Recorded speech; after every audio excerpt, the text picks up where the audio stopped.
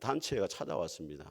당신이 정말로 예수를 죽인 사람들이 우리 유대인이라고 생각하느냐 하니까 멜 깁슨이 아니라고 했어요. 그럼 누가 예수님을 죽였느냐 하니까 멜 깁슨이 말하기를 제가 죽였습니다.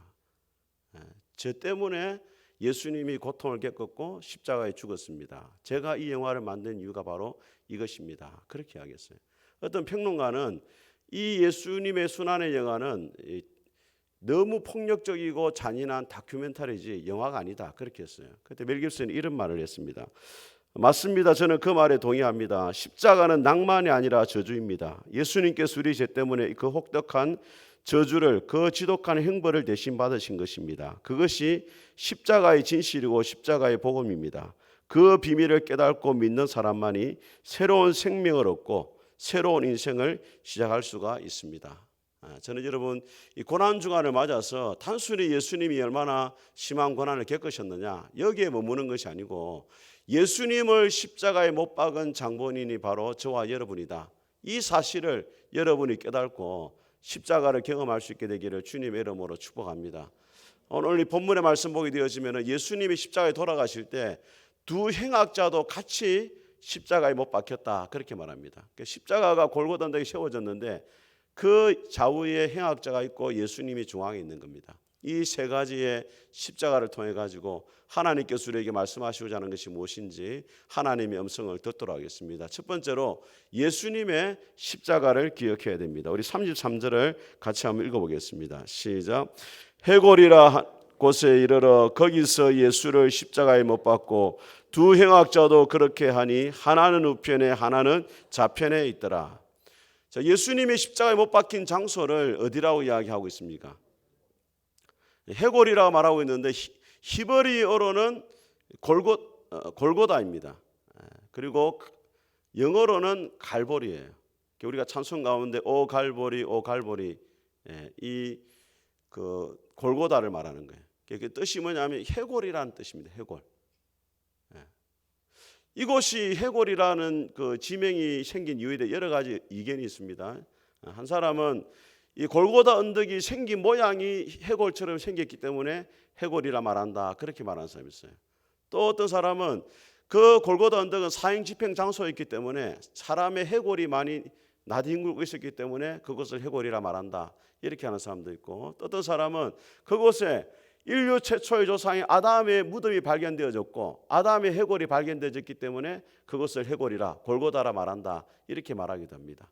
중요한 것은 그것이 아니고 왜 예수님은 이스라엘의 그 많은 지역 가운데 하필이면 해골이라 불리는 곳에 십자가에 못 박혀 죽으셨느냐 하는 것입니다. 비잔틴 시대에 로마 비잔틴 시대에 성화를 그렸습니다. 예수님의 성화를 그렸는데 어떤 그림을 그렸냐면 이 골고다 언덕 위에 세워진 예수님의 십자가를 그렸는데 실제로 해골 모양의 그 그림 위에 예수님의 십자가가 세워져 있는 것을 그렸어요. 여러분 해골이 상징하는 것이 무엇입니까? 죽음을 상징합니다. 십자가가 상징하는 것도 죽음이에요. 그러니까 해골 위에 예수님의 십자가가 세워졌다는 것은 죽음과 죽음이 만났다는 거예요. 우리는 우리 죄 때문에 죽을 수밖에 없고 하나님의 심판을 받을 수밖에 없었는데 예수님께서 십자가에서 우리 대신 죽으심으로 영원한 저주와 영원한 심판을 받아야 될 저와 여러분들이 영원한 생명을 얻게 되어졌다는 것을 오늘 해골 위에 돌아가신 예수님의 십자가가 우리에게 이야기를 하고 있는 것입니다. 저는 여러분들이 예수님의 십자가의 그 피가 여러분의 적셔짐으로 여러분의 영원한 심판이 아니라 하나님의 영원한 구원의 대상이 될 수 있기를 주님의 이름으로 축복합니다. 그렇다면 누가 그 예수님의 십자가를 믿을 수 있느냐 하는 것입니다. 해골 위에 돌아가신 그 예수님을 누가 믿을 수 있느냐? 그것은 다르게 말하면 자신이 언젠가는 해골이 될 수밖에 없다는 사실을 믿는 사람이에요. 나는 언젠가는 죽을 수밖에 없는 사람이라는 것을 믿는 사람, 죽음 이후에 하나님의 심판이 있다는 것을 믿는 사람만이 예수님의 십자가를 붙들 수가 있는 것입니다. 여러분 창세기 3장에 보게 되어지면은 5장에 보게 되어지면은 이 아담의 아들 셋이 에노스를 낳습니다. 근데 에노스를 낳고 난 다음에 뭐라 말하냐면 성경에 이렇게 기록되어 있습니다.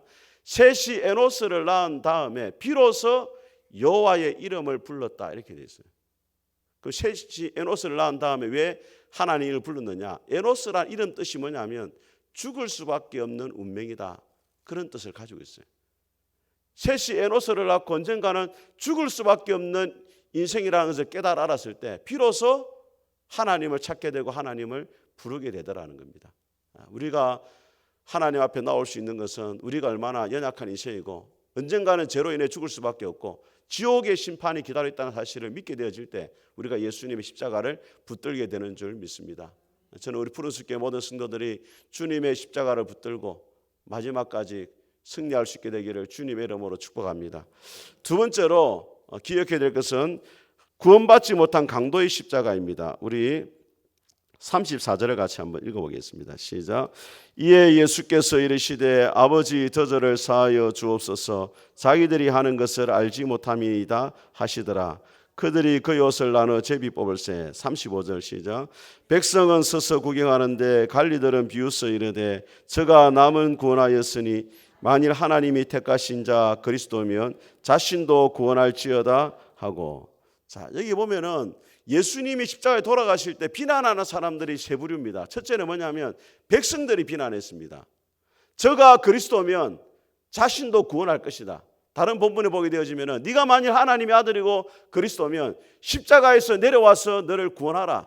백성들이 막 조롱했어요. 그 다음에 누가 조롱하냐면 군인들이 조롱합니다. 네가 유대인의 왕이면 너를 구원하라 했습니다. 그 다음에 누가 조롱하느냐면 함께 십자가에 죽어가는 한편 강도가 예수님을 조롱합니다. 39절 같이 읽어보겠습니다. 시작. 달린 행악자 중 하나는 비방하여 이르되 네가 그리스도가 아니냐 너와 우리를 구원하라 하되. 한편 강도도 자기도 자기 죄 때문에 죽어가면서 예수님을 비난하는 것을 보게 되어집니다. 여러분, 이 한편 강도가 지금 놓치고 있는 것이 무엇입니까? 일평생 잘못된 삶을 살아왔지만 지금 눈앞에 하나님의 아들을 보고 있고 눈앞에 자신을 구원할 예수님을 보고 있는 거예요. 이 마지막 죽는 순간이라도 회개하고 돌이키면은 구원을 받을 수 있는 기회가 그에게 주어졌는데도 이 사람이 하나님 앞에 회개하지 않고 오히려 예수님을 비난하고 조롱하는 것을 보게 되어집니다. 그리고 각선희 목사님이 이전에 강남에 소망교회를 담임하실 때 수요일 날 예배를 드렸는데 마음에 이런 감동이 들었습니다. 오늘 이 예배가 마지막 예배인 성도가 이 가운데 있다. 그래서 하나님 앞에 그 마음의 감동을 받고 성도들이 이야기했습니다. 오늘 이 예배가 여러분에게 마지막 예배가 되는 분이 있는데 하나님 앞에 온전히 서기 위해서 회개하고 돌이킬 수 있길 바랍니다. 10분간 더 기도하다 돌아가랬어요. 그런데 10분간 기도하고 예배당 문을 나서는데 한 여집사님이 그 자리에 심장마비로 쓰러졌어요. 그분의 그날 예배가 마지막 예배였고 그날 회개가 마지막 회개였어요. 어떤 분은 그렇게 말합니다. 목사님, 예수님 믿어보니까 너무 괴롭습니다.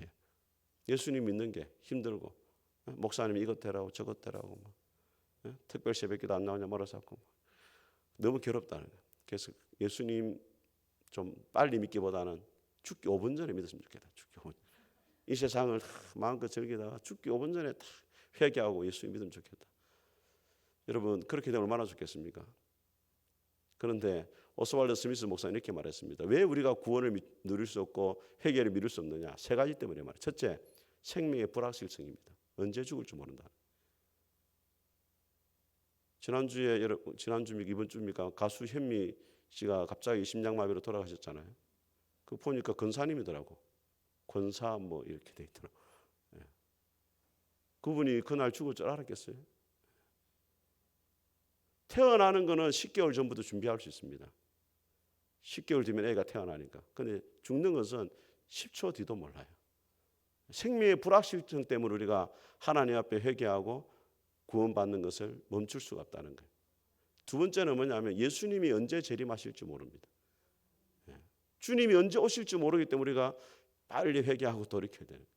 세 번째는 뭐냐면 성령님의 은혜가 거칠 수가 있다.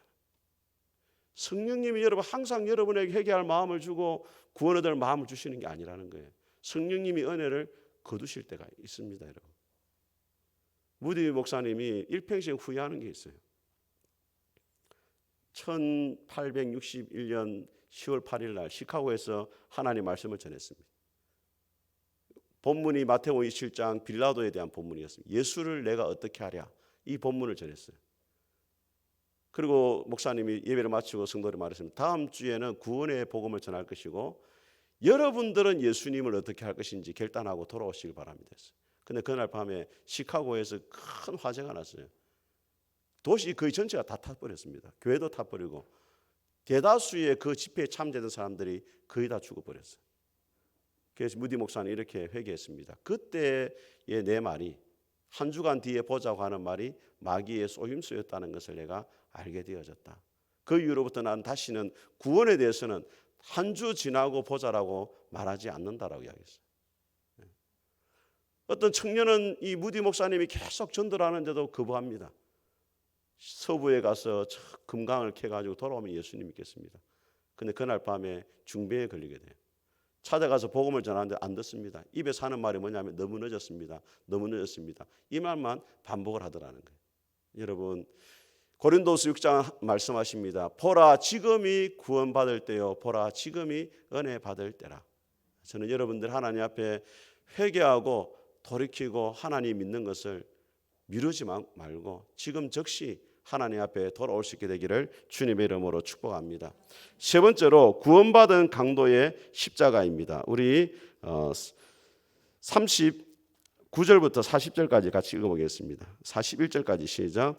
달린 행악자 중 하나는 비방하 이르되 네가 그리스도가 아니냐 너와 우리를 구원하라 하되 하나는 그 사람을 꾸짖어 이르되 네가 동일한 정죄를 받고서도 하나님을 두려워하지 아니하느냐. 우리는 우리가 행한 일에 상당한 보응을 받는 것이니 이에 당연하거니와 이 사람이 행한 것은 옳지 않은 것이 없느니라 하고. 다른 본문에 보게 되어지면은 이 두 행악자가 동시에 예수님을 비난했습니다. 처음에는 같이 비난했는데 한쪽의 이 행악자는 시간이 지나면 지날수록 마음의 변화가 일어나게 되었어요.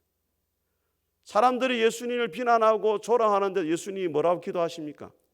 아버지 저들의 죄를 사하여 주옵소서. 자기들이 하는 것을 알지 못합니다. 그 기도 소리를 들으면서 이 사람의 심령에 변화가 일어나요. 이분이야말로 자신이 말하는 것처럼 진짜 메시아이고 구원자일 수 있겠다. 그래서 옆에 사람을 책망합니다. 네가 죄를 짓고도 왜 하나님을 두려워하지 않느냐. 다르게 말하면 이 사람 마음속에 어떤 마음이 있었다는 말입니까? 하나님을 두려워하는 마음이 있었어요. 오늘날 사람들이 왜 회개하지 않느냐? 하나님을 두려워하는 마음이 없다는 거예요. 또 이야기합니다. 우리는 우리가 행한 일에 동일한 보응을 받고 있다. 자기가 죄인이라는 고백이 있었어요. 하나님을 두려워하고 자신의 죄인됨을 고백하고 마지막으로 예수님께 부탁합니다. 우리 42절 같이 한번 읽어보겠습니다. 42절 시작. 이르되 예수여 당신의 나라에 임하실 때 나를 기억하소서 하니. 43절 시작. 내가 진실로 내게 이르노니 오늘 네가 나와 함께 낙원에 있으리라 하시니라. 네스라는 신학자는 이 한편 강도의 신앙 고백에 대해서 이렇게 말합니다. 5가지. 첫째는 뭐냐면 이 사람은 몸은 죽어도 영혼은 죽지 않는다는 믿음이 이 사람에게 있었다. 그렇게 하게. 두 번째, 이 사람은 천국에 대한 사모하는 마음이 있었다. 그렇게 합니다. 세 번째, 이 사람은 예수님이 죄인으로 죽어가고 있지만은 예수님이 천국의 주인이고 천국의 열쇠를 가지고 있다는 것을 이 사람이 알고 있다 해요. 그 다음에 마지막으로 지금이라도 내가 예수님을 믿으면 예수님이 나를 구원해 주실 것을 이 사람이 믿었다. 그렇게 이야기합니다. 스펄전 목사님이 뭐라 말하냐면 예수님이 이 땅에 계실 때 마지막 동반자는 한편 강도였고 예수님과 함께 최초로 천국에 들어간 사람도 한편 강도였다. 그렇게 이야기해요. 여러분 예수님과 함께 천국에 처음 들어간 사람이 베드로가 아닙니다. 요한이 아닙니다. 사도 바울이 아니에요. 예수님과 함께 처음으로 천국에 들어간 사람은 한편 강도입니다. 무엇을 말해주는 것입니까? 예수님은 마지막 순간이라 할지라도 예수님을 믿는 사람은 하나님 앞에 용서받게 되어지고 천국의 복을 받을 수가 있다는 거예요. 오늘 예수님의 십자가를 통해 우리가 알 수 있는 또 다른 진리는 뭐냐면 주님은 죽는 순간까지 한 영혼을 구원했다는 거예요. 마지막 십자가에 죽어가는 그 순간까지도 한 영혼을 주님 앞에 인도했다는 것입니다. 우리가 예수님의 십자가를 믿는다면 주님 앞에 회개하고 돌아올 뿐 아니라 아직까지도 회개하지 않고 돌아오지 못한 영혼들에게 예수님의 십자가의 복음을 전하고 그 그들을 주님 앞으로 인도하는 것이 저와 여러분의 사명인 줄 믿습니다. 사랑하는 성도 여러분, 오늘 골고다 언덕에 세 가지의 십자가가 있었습니다. 예수님의 십자가는 구원의 십자가입니다. 마지막이라도 예수님 믿음의 구원을 받을 수 있습니다. 예수님의 십자가는 분리의 십자가입니다. 한편 강도는 예수님 믿고 구원을 받았지만 한편 강도는 예수를 믿지 않았기 때문에 결국에는 하나님의 심판을 받게 되어져요. 여러분 어디에 서 있습니까? 구원받은 한편 강도 편에 서 있습니까? 아니면 아직 구원받지 못한 한편 강도 편에 서 있습니까? 여러분 자신을 한번 돌아보고 정말로 내가 예수님의 십자가를 인격적으로 믿고 있는지, 정말로 내가 하나님 앞에 죽을 죄인이고 예수님의 십자가만이 내 죄를 구원하고 천국에 가져갈 수 있는 그런 십자가인지, 그 고백이 여러분에 있는지 살펴보고 하나님 앞에서 구원 은혜를 누릴 수 있게 되기를 주님의 이름으로 축복합니다. 우리 같이 한번